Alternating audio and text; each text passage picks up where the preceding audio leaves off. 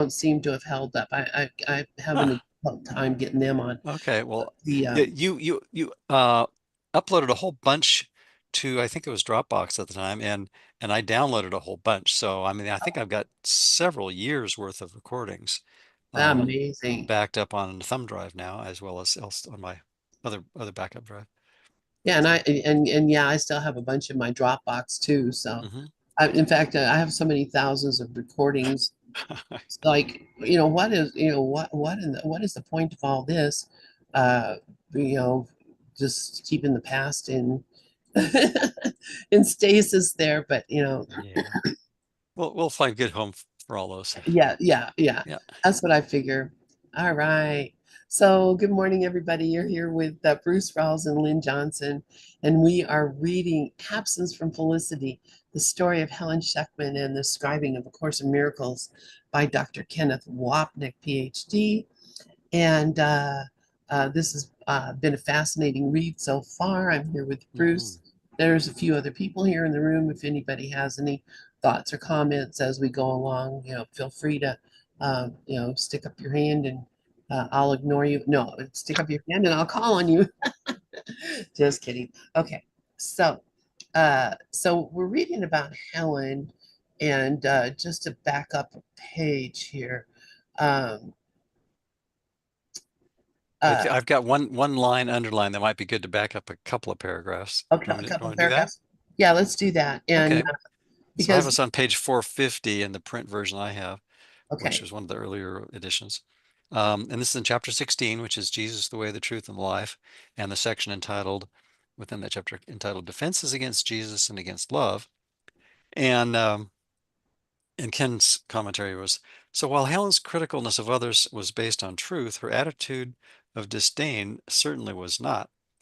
One afternoon, as she was ranting and raving in her mind about someone on another spiritual path she believed to be inauthentic, she suddenly heard the non judgmental voice of Jesus say to her, cutting through her judgments, don't take another's path as your own, but neither should you judge it. And I've got that underlined because I think that's such a powerful message.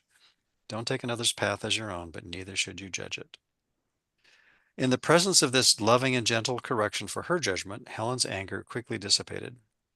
Jesus' statement, incidentally, as we have already seen near the end of part 2, paralleled a much earlier message to her that is now found in the section entitled, quote, I need do nothing, unquote, in the text. I found myself, by the way, almost never disagreeing with Helen's objective judgment about other people's relation to the Course and their understanding and appreciation of it, or lack of it. But on most occasions, it was difficult to help her let go of her anger. Once she, quote, smelled out, unquote, people's inauthenticity regarding their, quote, devotion, unquote, to the Course and, quote, lip service, unquote, love for it, she became most unforgiving.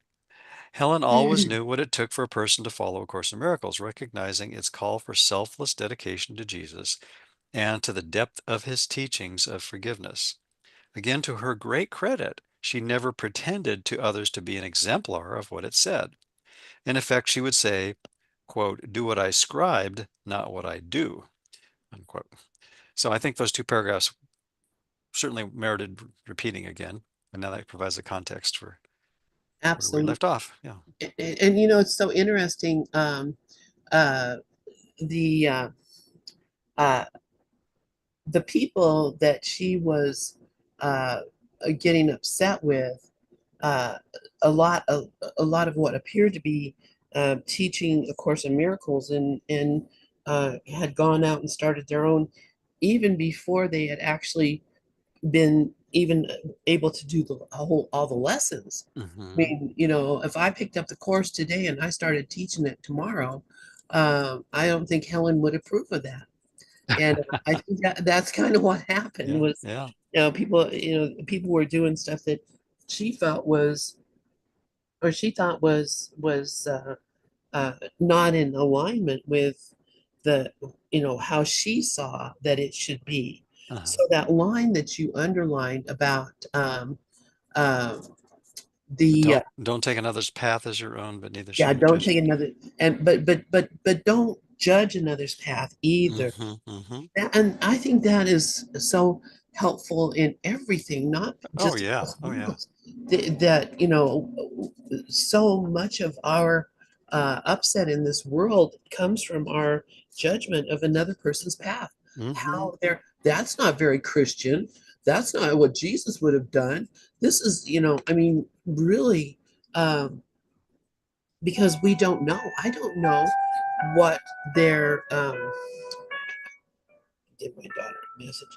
I don't know what their situation is.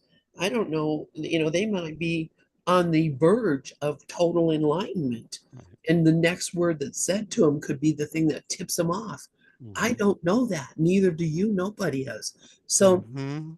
but one thing that I think Jesus is encourages us throughout the course is um, to assume that our brother is farther along than he appears to be. Well, I've kind of generalized that to a practice that occasionally I remember to do, which is whenever I th think anyone else needs to make some kind of progress, I just figure the best thing to do is assume that everyone's already home, with a capital H home, and waiting around for me to catch up. And Right. when I finally wake up, it'll be a big celebration. Say, "Wow, Bruce finally made it! We've been waiting for almost eternity for him to wake up from his dream of duality." And isn't that a great, I mean, that's a great thing to imagine. And Yeah, it's as likely as anything because yeah, yeah. it's true. It's And all anybody's waiting for is me. yeah, yeah. And it does a couple of things. One is that it removes my and every ego's tendency to project and to basically deny what is going on in my own mind by projecting, because now I think the blame, if it is valid and it resides outside. And then once I, basically recuse everyone else from the impossible crime, then it leaves the only place that it could possibly be left in my mind. And I need Holy Spirit's or Jesus's help in both external and internal blame locations. And now that it's inside, um, obviously that's even less comfortable for the ego to deal with, because it's like, okay, well, now what do I do with that hot potato um, of guilt? I have to deal with that internally. And if I try to do it on my own, I'm going to be, in trouble, of course. But if I use that as an opportunity to look at my own self-condemnation, my own guilt, then I can see that that's has no basis in truth there either. So anyway, I just find that a helpful practice when I can just stop and realize, well, no one is in exile, including myself. But if I start with removing everyone else from the equation of what I need to deal with, um, that simplifies things dramatically. Exactly. And it's just remembering that uh we are equal. We are the same. Absolutely. And so Yeah. I can't be any farther or I can't be anywhere where God is not. Yep. God is there is no place where God is not. So how can I be any place where God is not? Right there. I have to recognize that God is right here. And that's what today's lesson says too. Hmm. Now we sit in silence. God is here. Um, I mean, that always, every time I read that or hear that, that just, my heart, something opens in my chest, like boom, God is here. And so that's wherever you are and whoever you're with, remembering that is the essential thing. It's the only thing that really can is helpful or can make any difference. Hmm. So Hmm. so yeah, and the I need do nothing. Our group just went through that just recently, and it is so helpful to remember that I need do nothing except not to enter fear. Mhm. Interfere or interfere. I just don't need to do it. Or just enter. Yeah. Is Yeah, that what you said? Interfere? interfere. Yes, Interfere. Yeah, that's good. It's good I fun. do. I do anything other than to interfere. I hadn't thought of that pun before. That's a good one, actually. Yeah, yeah. So, well, it's what it says. So, I mean, it's just as funny that it's the English language. It's almost like, how Jesus, obviously, the English language was meant to express these words, Hmm. these thoughts, because there are so many puns that are available that, once you see the pun, you recognize, well, how could that be that this word can mean this and this? Hmm. And it's because the English language is made for this. Uh, all right. So you want me to read? Sure. Okay. So I found myself, this is Ken, by the way. Let me close this down so I can see. I found myself, by the way, almost never disagreeing with Helen's objective judgment about other people's relation to the course and their understanding and appreciation of it or lack of it. And see right there, that's exactly, unfortunately, Ken, I hate to tell you this, that's exactly what Jesus is asking us not to do. There's no such thing as objective judgment about other people's relationship to God or the course or any other thing. I can't there either it's love or call for love. That's all. So, however much you may think another person doesn't understand or appreciate it, that's not my business. You know what I'm saying? That is not my business to judge another person's progress or or what they know or what they do. And I think that's what Jesus said in that sentence. Okay, so once she smelled out people's okay, you already read this, I think. Once she smelled out people's inauthenticity regarding their devotion to the course and lip service, love for it, she became most unforgiving. Helen always knew what it took for a person to follow A Course in Miracles, recognizing its call for selfless dedication to Jesus and to the depth of his teachings of forgiveness. Again, to her great credit, she never pretended to others to be an exemplar of what it said. In effect, she would say, "Do what I scribed, not what I do." So, yeah, she was aware that she was being a hypocrite in this. And then and I'm sure that brought a lot of guilt. I'm sure she felt guilty for it, for not being the open and forgiving being that Jesus was asking her to be. She couldn't even forgive herself, and so she couldn't. It just she just was not ready, I think, for that total dedication, even though in her mind she and well, in her mind, in reality, she was totally dedicated to Jesus, just like you and I are totally dedicated to Jesus. How we show it, we don't know. How it's seen to the world, nobody, I mean, that's not my business. People can say to me, "You don't seem very Christian," which I say about people all the time. No wonder I hear it because I say it and I think it. So that's wow. So just looking at my judgments right now. Whew. On the other hand, this critical acumen also made it impossible for her to get close to another. It was perhaps the person with whom she allowed herself to become the oh I was perhaps sorry let me change my glasses. People tell me that, Lynn, change your glasses. There we go. Oh, another way of seeing. I was perhaps the person with whom she allowed herself to become the most intimate, the one from whom she allowed herself to receive affection and love, as well as to whom she could offer it. Yet her specialness needs served as a major line of defense against this love, too. Helen had become so dependent on me that it was impossible psychologically for her to be of assistance to me, with the one exception involving my grandfather that I related in chapter 15. Helen's ego reasoned, if she helped me, who would there be to help her? Which, yeah, I guess if that's what he thought, she thought, that's. But who knows what she was really thinking? I mean, he's imagining what she's thinking as well, which I think that's one of the worst things that we can do, or the things that is most detrimental, is imagining what other people are thinking, imagining the motivation of others. Jesus tells us that, don't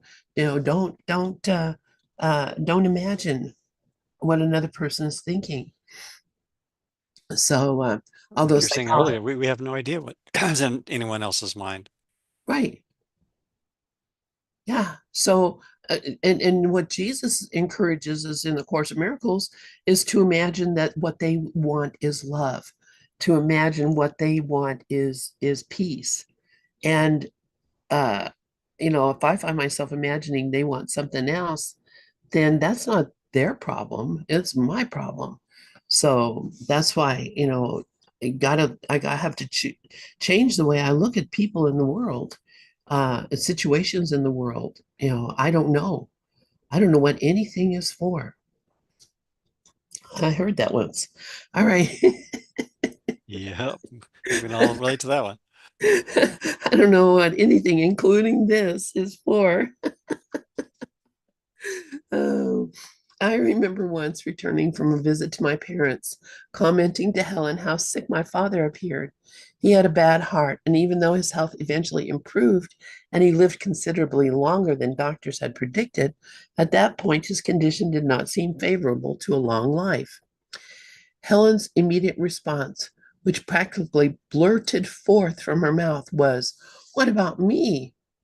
In other words, her mind quickly jumped to my father's dying and my having to spend more time with my mother and thus less time with her. Wow.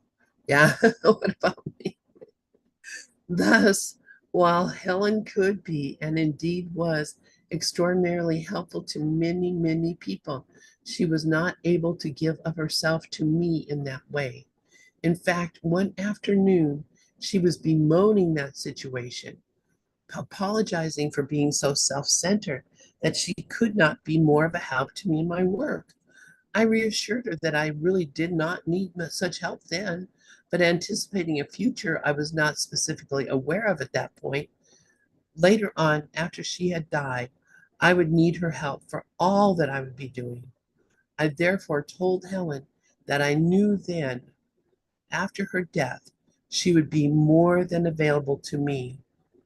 And over these past years, I have certainly felt Helen's loving presence, as has my wife, Gloria, who I believe never actually met Helen. Am I wrong in that? That Gloria and Uh, Helen never met? that I don't know. I, I'm not sure about that. I have heard that Ken didn't bring Gloria around, uh, or didn't even they didn't get married or anything until after Helen passed. But I don't know. Anyway, so over these past years, I've certainly felt Helen's loving presence, as has my wife, Gloria.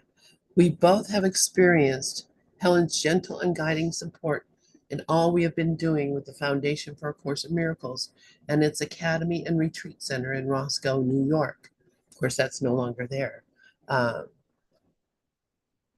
so, the form Helen's special love for me usually took was a mother son relationship, as I have discussed earlier.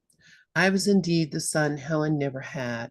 In its ego forms, of course, Helen's maternal concerns for me appeared rather neurotic, and on this level, she certainly did not know how to love. It was always a blessing, I think, that she and Louis never had children. She could never keep plants in the house, for example, as she would always water them to death, neurotically worrying whether they had enough water. In her later years, Helen would occasionally be given plants as gifts, and she would gladly let me rescue them by taking them home. Helen and I used to think laughingly of what she would have done with a child of her own. Wow. In this connection, I would tell her how fortunate it was that I came to her as in the birth of Venus, fully grown. But when the real content of love was allowed to be itself, our relationship was more of one of true devotion to each other, which reflected our devotion to Jesus and more specifically to A Course of Miracles. The poems written for me, discussed earlier, came from that love. Oh man, that's hilarious. I always wondered about that, Helen, never having had children. Uh, but she was so devoted to the children. She did, uh, you know, uh, worked with developmentally disabled children. She also counseled many people. She was a psychotherapist, and so she gave willingly of herself to many, many, many people. Uh, but she, I don't know. She just couldn't experience the love herself. She couldn't experience the love herself. I think that was the problem, because maybe she didn't feel worthy of all this love, even though it was obvious that she was loved dearly by Jesus and Ken and Bill and Louis and God only knows how many other people. Mhm. But anyway, so I don't know. What do you think? You want to read? Sure. Um, let's see, I got a little distracted here. Okay, so yeah, we're Helen was on. more, Helen was more than aware of the Yeah, specialness. yeah, there we go. Helen was more aware of the specialness aspects of her relationship with me, and yet she chose to hold on to them. There was one time I had gone to visit someone in Manhattan and knew that I would be returning home late at night. Helen almost always asked me to take a taxi home instead of the subway, which was my usual means of transportation, and would even insist on giving me money for the fare. I would, of course, then call her as soon as I arrived home so she would know I was safe and sound. When I spoke with her this one evening on my return, she told me that she realized earlier what a terrible thing she was doing, to herself and to me. What if, she told me, I had gotten into a cab because of her request and then the driver mugged or even killed me? It would be all her fault. Sounds like a worry wart. And talking about projection, right? But we all do that, right? So, like we've been saying, Helen's a great example of our right mind and our wrong mind. Okay. And to this, I added the very fact that she had such thoughts would reflect an underlying wish to kill me, murder being the ultimate goal of specialness. I've been listening to Ken's lengthy audio on specialness and about 3 hours into it now, and it's quite good. It's just, yeah, um, sobering, but I think that's what we need to to do is to look at our ego's use of specialness open-eyed, and that helps us just, ultimately decide against it completely. Right. But we'll never, if we don't look at it, we'll never know and we'll never let it go. Yeah, exactly. Yeah. Exactly. Okay. Okay. What if she told, okay, yeah. Yet, as often happened after discussions like this, we would drop the topic and it would have no impact on Helen's future anxiety and, quote, outrageous requests, unquote. We both silently understood that this was the way the relationship would be, and that its so very short time span here would have no effect on the eternal nature of the love that could never be changed nor diminished by specialness. And once again, Ken beautifully, eloquently, and brilliantly describes the truth behind the facade of behavior and form. It's true for all of us, not just his relationship with Helen and vice versa, but how, no matter how blatant or insidious and sneaky and subtle the specialness that we have in our relationship with everyone and everything is, the truth behind it is that we are eternally accepting of the completion and the totality, not by putting fragmented parts together, but by seeing that whole minds are joined with other whole minds, and that no lack could ever have been uh, real, and any cannibalization that we think we've done or other outrageous, heinous crimes against perfect oneness have only been in our, distorted imagination, right? So Exactly. the whole foundation of guilt is erroneous and a silly, forgivable misunderstanding. And the course comes at that from so many different ways until it starts to sink in, huh? Exactly. And it does come in from every way possible until, yeah, we finally, it's like, you have an itch and maybe it's in the middle of your back and you can scratch close to it and close to it, but you can't really scratch it. That's what we're doing. We're getting, we're scratching around the itch, but to actually get there and actually do it is, I have an itchy back, by the way. You need guilt-free powder, That's right. or a guilt scratcher. That's Yep. right. Get rid of it. So, anyway, continue reading Okay. it. Sorry. So Ken continues, thus, despite the rare lowering of the ego barriers of specialness and judgment, Helen's defenses were almost always intact and in full operation. All of her special love and hate relationships were but the reflection of her defensive posture toward Jesus. But just as she occasionally allowed the barriers to fall between us, so too did they fall between her and her, quote, lovely Lord of Life, unquote, as the poems so poignantly show. To them we now turn. And now we're about to read the Jesus poems. You want to pick up from It there? just blows me away. I'm just like, I mean, she's having conversations with Jesus. It just is amazing to me, and just as real as you and I are having a conversation right now. Um, Hmm. and uh, it just is hard to imagine that she still has so much resistance. Oh my gosh. All right, so the Jesus poems. Nowhere is Helen's ambivalence regarding love more clearly expressed than in the poetry where, as briefly commented on in the previous chapter, the reader is allowed to see deeply into Helen's split mind. Here one finds the love and fear, in parens hate, of Jesus that Helen did not often allow into her ordinary consciousness. Thus, these poems express, as few other things regarding Helen can, the depth of her love for Jesus, counterbalanced by the hate, disappointment, and rage that defended against the intensity of her identification with him as God's innocent and beloved son. We shall look at some of these poems now. So, I mean, just like, the juxtaposition between this rage and deep abiding love, just crazy. So, we're going to look at the poems. In Bright Stranger, Jesus is described as an intruder on my peace, whose gifts were not perceived.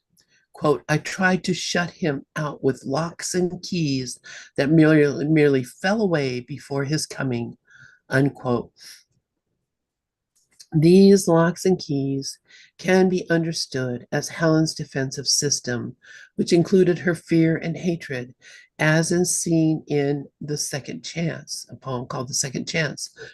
Though not one of Helen's best poems, I nonetheless quote it in its entirety because of the clear statement of the role Helen's hatred played in keeping the love of Jesus away from her.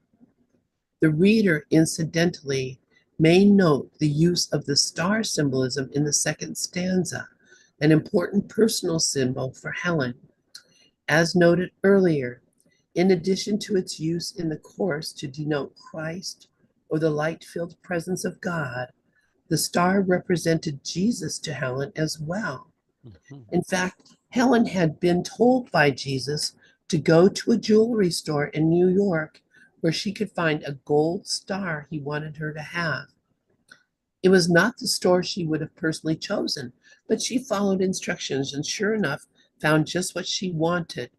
The star meant a great deal to Helen, and she frequently wore it on a chain, as I do now, along with the Holy Spirit medal that Helen had bought for me.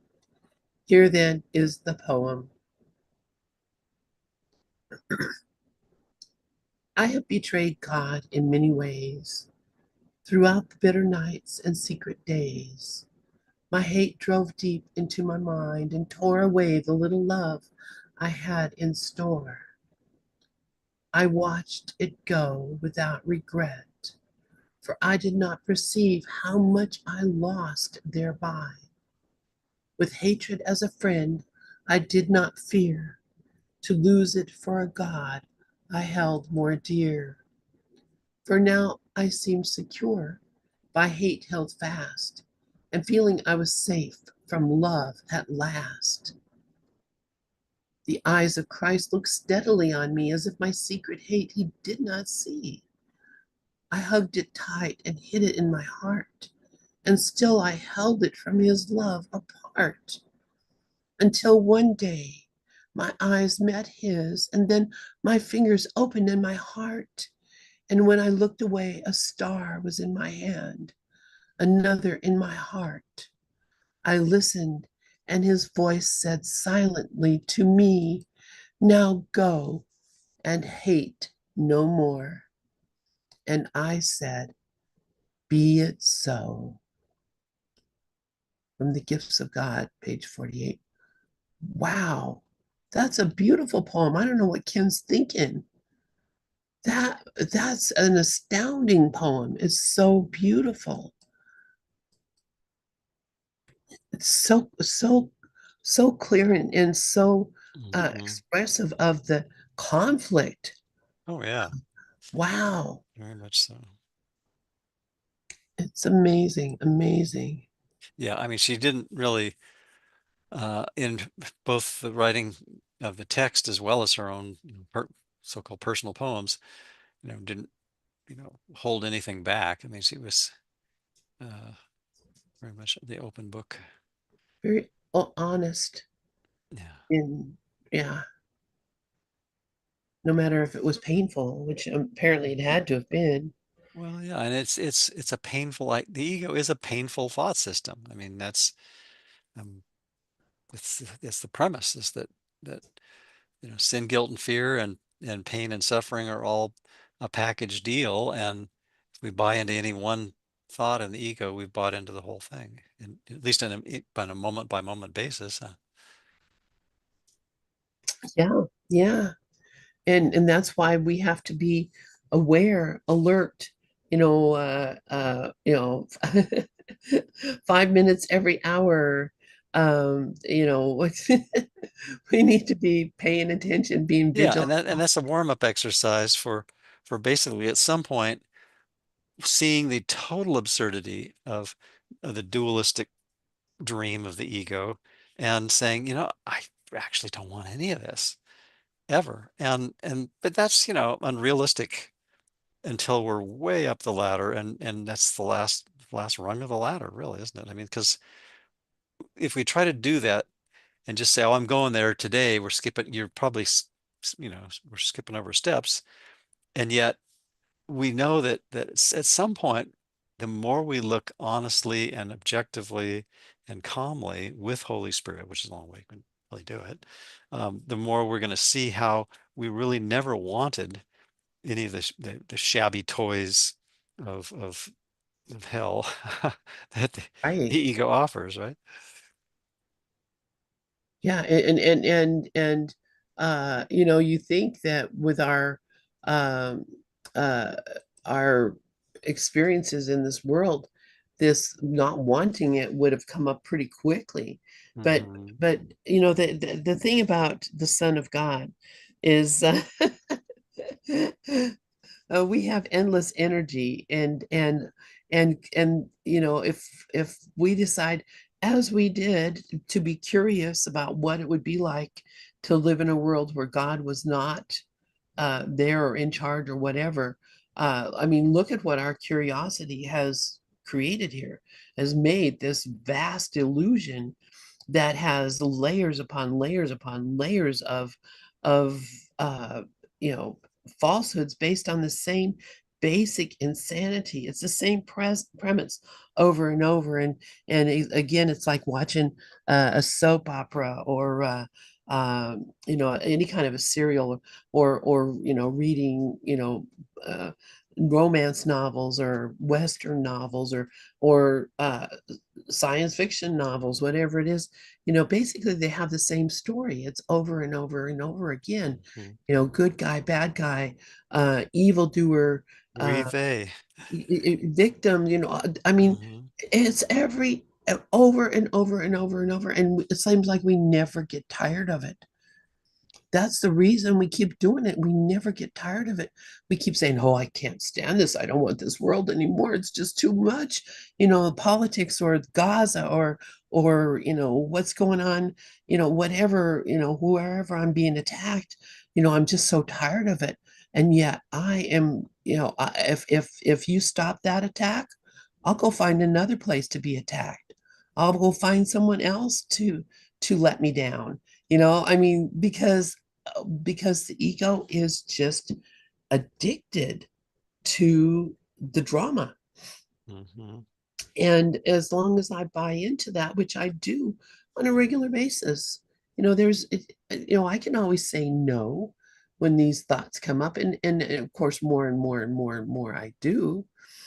But often enough, I get caught up and find myself wandering that same crazy place again. And you know it, and wonder why do I want this, and until I discover and recognize I want it because I want to be right and I want God to be wrong. And I mean, I can say those words, but to actually mean them.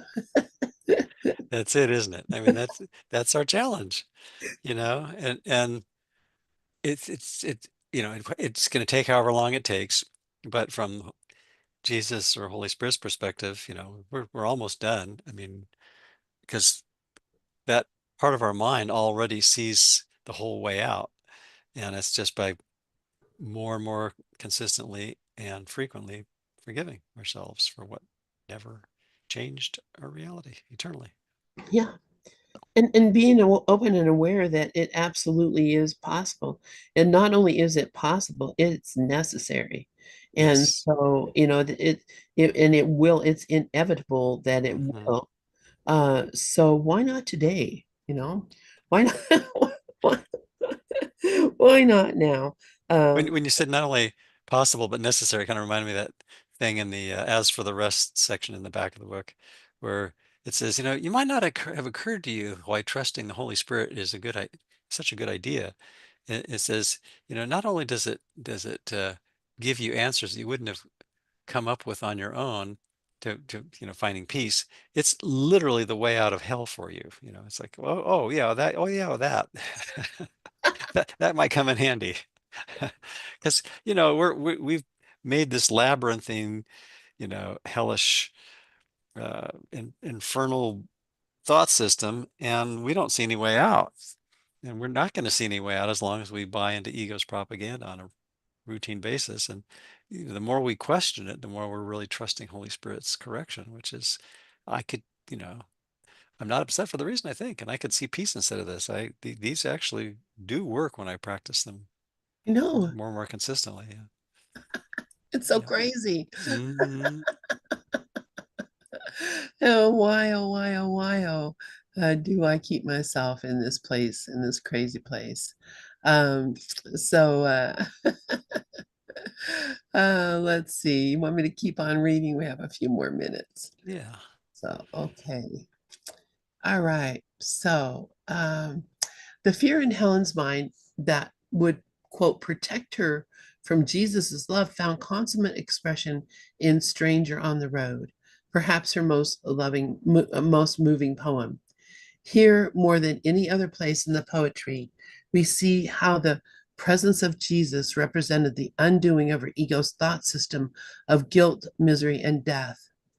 Helen clung to this misery with the same level of ferocity with which a falling person clings to an extended branch or a dying person tries to retrieve a failing breath, desperately striving to ward off the inevitable end.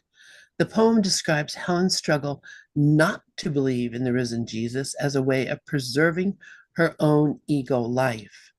The context is drawn from the famous resurrection narrative in Luke's gospel, in Luke 24:13, where two disciples on the road to Emmaus, Emmaus, a Mickey village, Mouse? a village outside, I don't know, outside.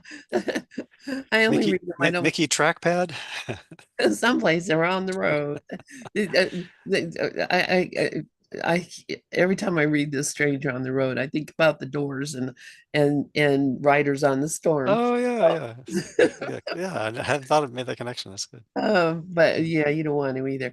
The contest is drawn from the famous resurrection narrative in Luke's gospel, okay, where two disciples meet on the road to Emmaus, a village outside Jerusalem, meet a stranger whom they do not recognize as Jesus.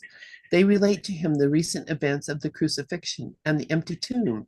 It is only when the stranger breaks bread with them and blesses it that they recognize him. And then he disappears as suddenly as he had come. And their eyes were opened and they knew him and he vanished out of their sight. And that's from the Bible. Actually, this is the thing about Jesus. He was appearing and disappearing. He was coming in and out because he was manifesting that body as an illusion, which we are doing the same thing, only he was consciously doing it in order to be, wherever he needed to be, on the road or at the dinner, where he disappears as suddenly as he had come. Once they recognized him, he disappeared. So, Stranger on the Road is Helen's longest poem and was by far the most difficult for her to write down, with the stanzas coming in a different order from those in the printed poem. In addition, three stanzas were removed since Helen and I agreed that they were clearly redundant and detracted from the powerful flow of the poem. As I recall, it took some time for the finished poem to emerge, as Helen would write down a stanza or two and then put down her pen. And then it took us a while until the jigsaw puzzle was complete. I excerpt some relevant lines here in prose form. This is from The Gifts of God. The dead are dead, they do not rise again. And yet I see in you a look I knew in one so recently destroyed. I will not lift my eyes, for fear has gripped my heart, and fear I know. The shield that keeps me safe from rising hope, the friend that keeps you, stranger, still to me. Do not disturb me now. I am content with death. Now I go in certainty, for death has surely come. Do not disturb the ending. Do not arouse the dead. My eyes are sealed against the slender thread of hope that cuts into my calm despair. Oh, let me go. Wow. Yeah, Mhm. that's pretty disturbing thoughts all the way around, right? Kind of reminds me of that silly line, don't confuse me with the facts. Yeah, yeah. Don't disturb me with the truth here. I bought into this death, sin, guilt, fear, duality thought system, and now you come along and tell me there's a real alternative. It's like, well, I just kind of got, you know, settled into that misery, suffering, and sacrifice mode, and now you come along and tell me that I don't have to. I don't have to do that. Oh man, yeah. So this is interesting. Hmm. I didn't realize that they jigsawed all these pieces together too. So, there again, another interesting idea. Hmm. Um, and thank you, Elizabeth. What an insight, so relevant. Exactly. So, yet it was a struggle. Helen knew she would lose in the end, as she recognized many years earlier when she angrily left the church on hearing God tell her that she would not receive the grants she wanted. And that was Helen went to church, told God, "You're going to give me these grants for these kids," and God said, "Nope, I'm not." And it pissed her off, and she slammed out of the church and was very angry at God for not doing what she wanted him to do. So, not unusual, right? Thus, the poem reflects the powerful theme of A Course in Miracles, that our fear is not really of crucifixion, but of redemption. And that reminds me of the Marianne Williamson, your fear is not that you're, whatever, so nothing. Your fear is that you're greater than you think you are. So, the quote, I that knows fear is the ego, and existence is guaranteed as long as we are fearful. God's love, that is our redemption, is the ego's greatest fear and a threat that must be defended against. Letting go our fear, thus, is directly related to the decision to accept Jesus' love for us. This decision is reflected by our choosing to forgive, which is why Jesus said to Helen on Palm Sunday, already quoted above, I was a stranger and you took me in, not knowing who I was. Yet for your gift of lilies, that is forgiveness, you will know. And that's from text chapter 20, introduction. In that gift is the ego gone and all its fear and hatred with it. This shift is symbolized in the Course, as in this poem, in the choice between accepting the crucifixion or resurrection, death or life, the ego or God. John Donne, a contemporary theologian, wrote a line, the source of which I cannot locate. Don't you know that what died on the cross was fear? And so this wonderful poem closes with these three stanzas that reflect the now welcome good news of the resurrection. And this is from the poem. Um, Lord, did you really keep your lovely word? Was I mistaken? Did you rise again? And was it I who failed instead of you? Are you returned to save me from the dead? Dear stranger, let me recognize your face, and all my doubts are answered. They are dead if you are living. Let me see again, and hope will be transformed to certainty. The dead are dead, but they do rise again. Let me remember only that. It was the rest that was the dream. The light has come. My eyes are opening to look on you. Hmm.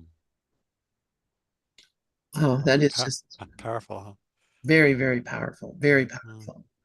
So, would you like to read for a while? My voice is kind of running out. Oh, sure, sure.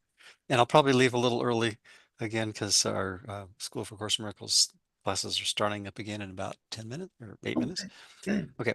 Other poems focus more on the hopeless and bitter despair that attended the seeming fact of Jesus' death, symbolic of the ego's, quote, fact, unquote, of its separation from God and destruction of heaven, heaven speaks, well, Helen's too, probably. Um, in the ancient love, another poem, we read, Love, you are silent. Not one shining word has reached my heart for an eternity of waiting and of tears. Sometimes I believe I knew you once, and then again I think you were a dream that once I thought was real. In silence, what you gave in golden promise as the Son of God, you promised that you will forever answer. Yet, love, you are still. And that's from the Gifts of God, page 44. As I read that, I was thinking, well, when we're in ego mode, when we're uncertain, doubting, and ambivalent, not really giving our complete trust to Holy Spirit, we're going to have these doubts. We're going to have the questions that seem to, you know, make our future uncertain in terms of our progress in the course. And yet, the course reminds us that it's a done deal. We're just dreaming of exile, but perfectly safe at home. Right? Yeah, Yeah, just beautiful. yeah. I'll read on a little more. Okay. How many others have felt that our pleas for help have been met only with silence? On occasion, when Helen would complain that Jesus never really helped her nor answered her desperate prayers, or that nothing ever happened to her, I would again point to the bookcase in her living room where the course was kept and ask, "Are you sure?" Hint, hint. In the my words. Incidentally, the above poem contains an interesting line. Sometimes I believe I knew you once, while its actual meaning as the poem waiting, in quotes, that is discussed early in this chapter relates to a timeless experience within Helen's mind. Big difference. The line could also be interpreted as reflecting a memory from a past life. As I have already mentioned, an English psychic once told Helen that she had never gotten over the crucifixion. And although in the period following the course describing, Helen never admitted to believing in reincarnation, her experience of Jesus, not to mention her occasional outbursts against him, certainly did point to an early and, and intimate connections with him. We have already seen in her letters to Bill, dating from 1965, that Helen did most certainly believe in past lives and their helpfulness in explaining, at least on one level, certain contemporary problems or conflicts. And that might be a good place to stop because the next one I think he's going to start in on the next poem. Absolutely. I'll put Yeah. And so we've got about a little over about 3.5 pages left in this chapter. So that should take well, us next to week you'll be Saxon. gone, right? Well, actually, next week I should theoretically have my internet connection in Oregon. So I think that might work. So Wow. I'll plan on that and I'll let you know if that doesn't work. How's that sound? Okay, that Okay. sounds good to me. Does that sound Yes, good? Okay. absolutely. So thank you so much, Bruce Rawls. And Likewise. wow, what a wonderful hour this has been, and Yeah. Yeah. appreciate you.